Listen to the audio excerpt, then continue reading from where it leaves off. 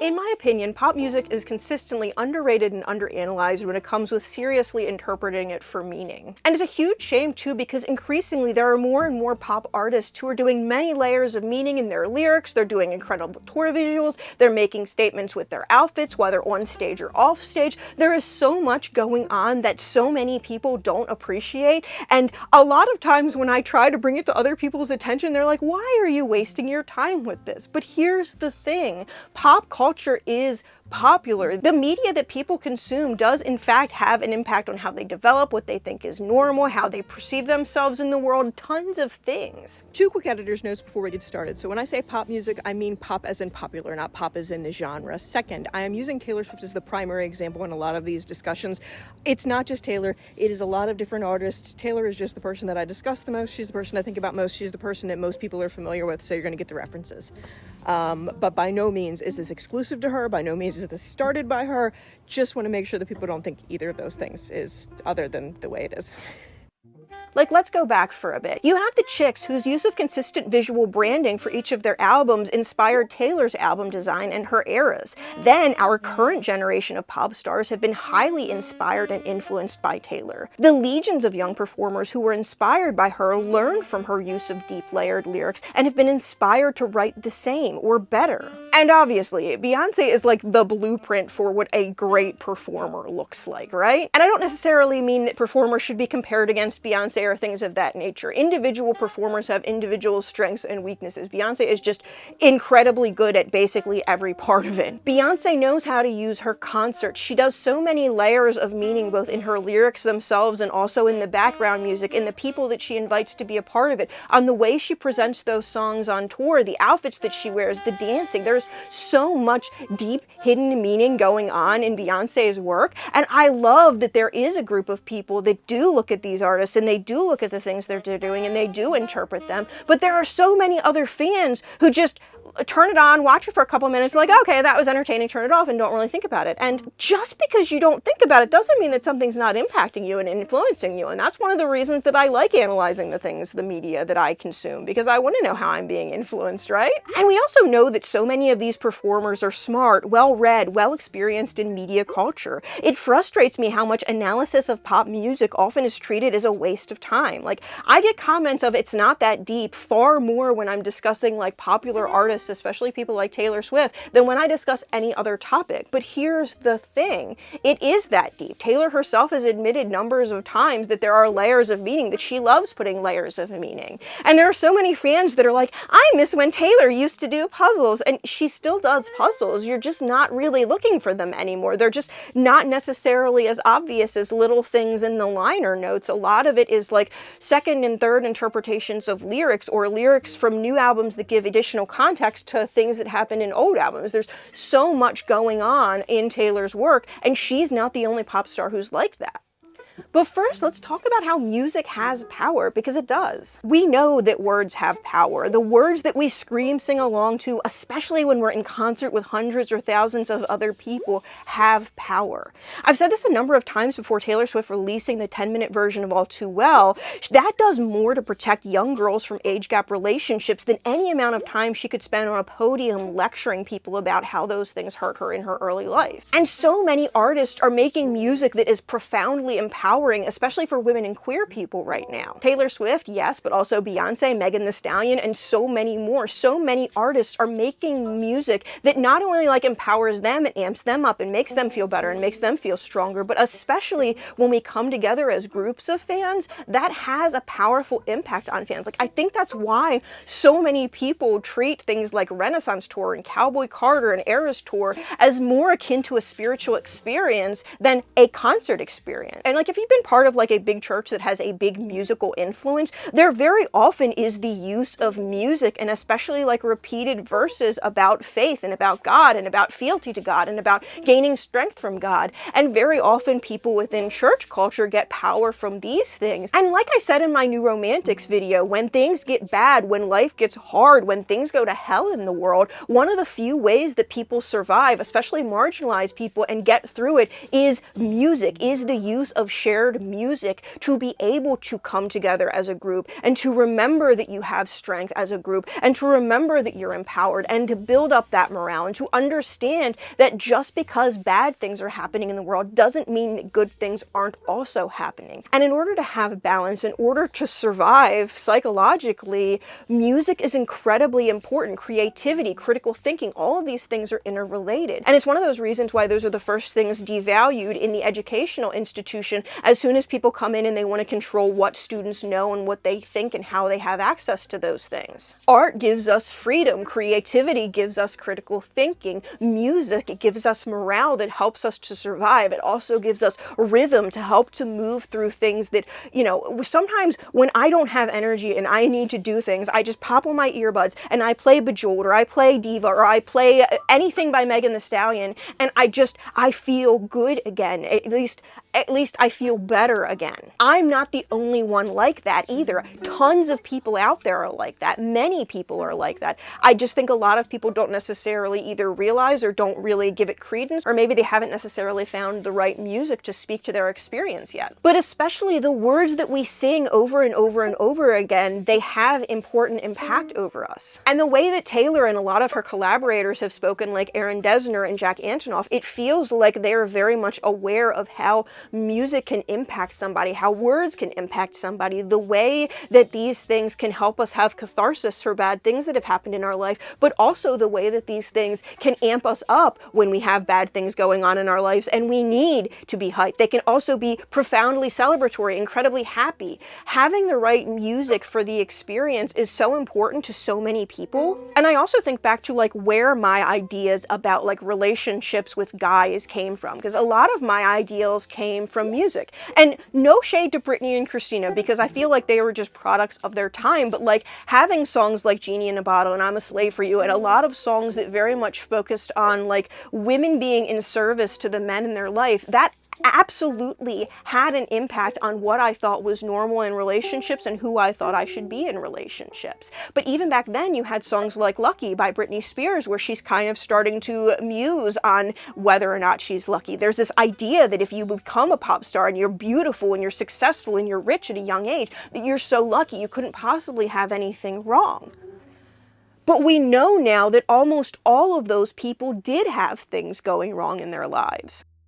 It is easy and it is common to dismiss pop music, especially if you've primarily heard the radio singles, but especially when you dive deeper into a lot of these artists' like more personal works, their more introspective works, you can learn a lot of things from these lyrics. There are so many different ways that so many of these songs can be interpreted, and there are so many interesting stories being told about the narratives of these celebrities' lives that for one reason or another they've never necessarily been able to just come forward and say. And like poems, songs are meant to be interpreted. I think this is one of the reasons that Taylor was so much harping on like, this is poetry with TTPD, because I think she does want her fans to interpret her works as if it's poetry. And what I say by that is that there is not just one meaning. Like most poems, many poems have different layers of meanings, especially a lot of the most famous poems, the poems that are by people that Taylor tends to like, you know, the romantic poets, things of that nature.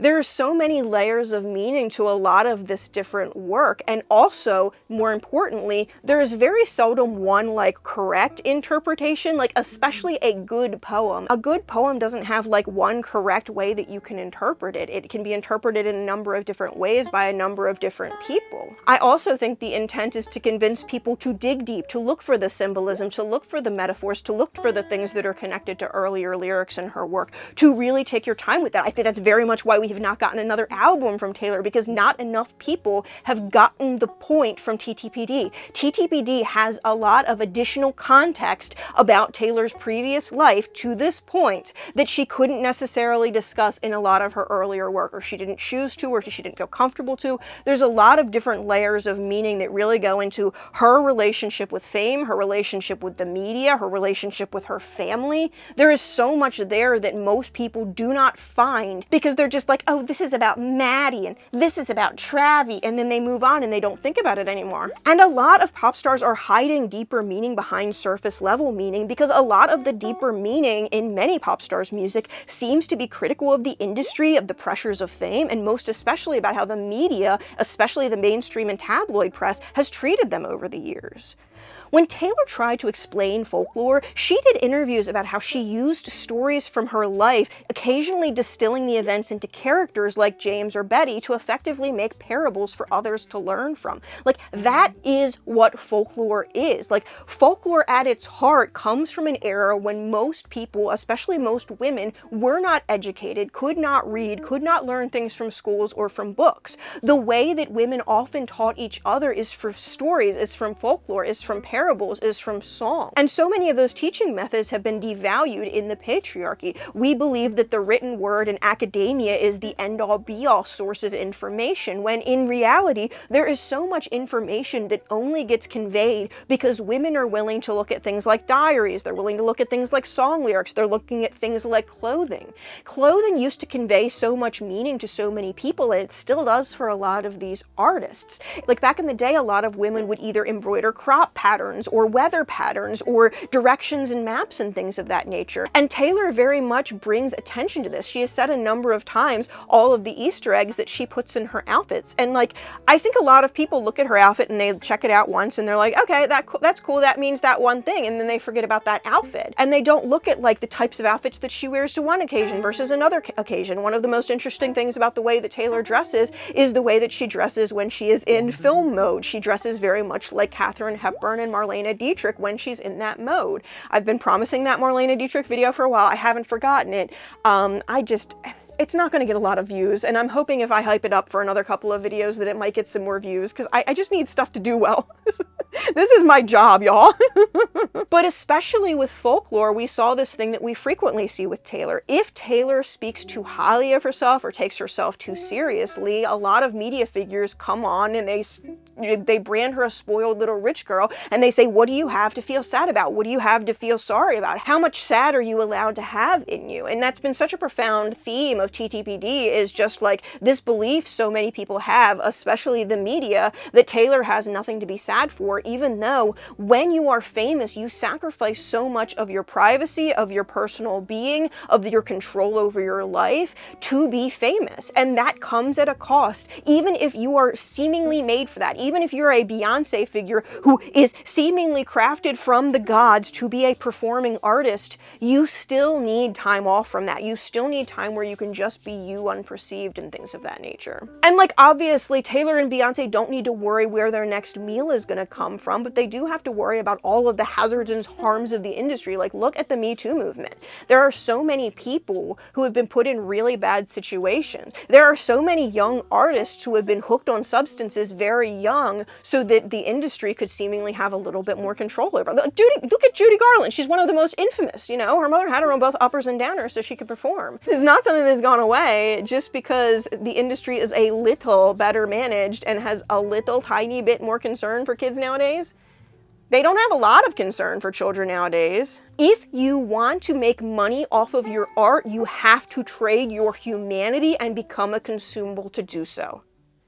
And there is a lot of discussion that can be made about the ethics of that, about the appropriateness of that, about how much it hurts people, especially young children, when they get in the industry. Like, look at the way we treat people like, you know, Tom Felton and the guy who played Joffrey. Like, a lot of grown-up people treated those children like they were the evil characters that they pursued, or that they portrayed. I can speak English, I promise. And like I've been saying, Taylor has been increasingly commenting in her work about her relationship with the media and the industry and those struggles, and she's not the only one. I think there's going to be a lot about that in Lord's new album coming up, in Kesha's new album coming up. I just did my last video, or probably my second to last video, was about the new albums that we have coming out this summer that I think are going to be interesting thematically. And in TTPD, and especially the Eras Tour set, she showed on stage every night how she was broken down to nothing, basically unalived on stage, and then she was primped up, propped up, and put on to perform. I can do it with a broken heart. This concept that this has probably happened more than once in her life. I think a lot of people are like,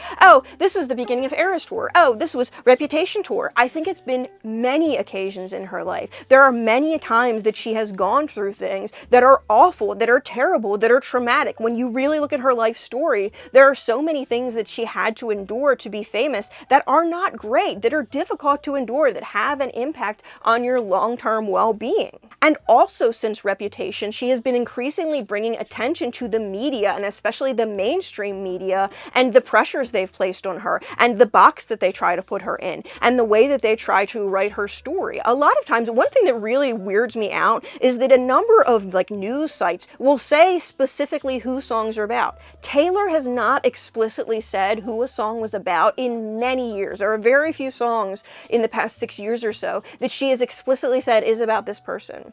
And there are so many different ways so many of her songs can be interpreted, and very often those sites make it feel like there is only one correct answer, when I think Taylor has been pointing many times over the years to the fact that there are many interpretations, many layers of meaning that go into each of her songs. And Taylor has often brought attention to the fact that like the media really tore her down in her worst moments and made her seem like she was petty and like a bad person and all of these things when she was at her worst, when she was at her lowest. Like, I do frequently think that the media bullies people who have not done things that are that bad to a level that can contribute to a really bad mental health incident, or worse. Within the recording industry system, the media functions in a way to control public perception about specific celebrities. This is why very frequently when a celebrity is in the midst of some sort of controversy, you immediately see them out in public doing charity work or spending time with a celebrity who has a good public image, like Taylor Swift.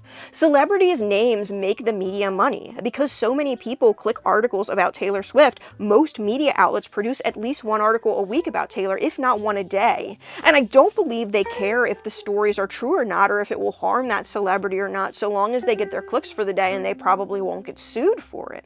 And Taylor has brought extensive attention to this in Reputation and also in the Miss Americana documentary, and a number of other artists have as well.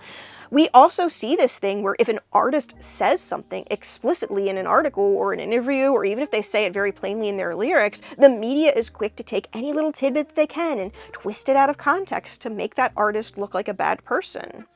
Most pop artists, but especially the ones who were women or queer or who started out early, have been brutalized by the press at one point or many points in their career.